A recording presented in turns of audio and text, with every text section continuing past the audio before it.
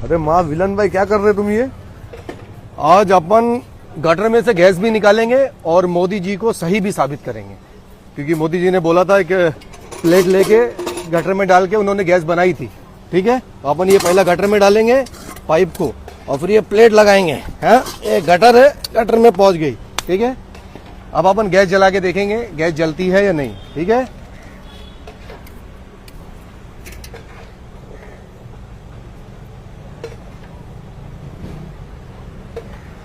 अगर ये गैस नहीं जली तो इसका मतलब ये नहीं है कि मोदी जी ने झूठ बोला था। भाई इसमें गलती आजकल के लोगों की है, समझ गए? आजकल के लोगों की संडासों में वो बात नहीं है जो पहले के लोगों में हुआ करती थी।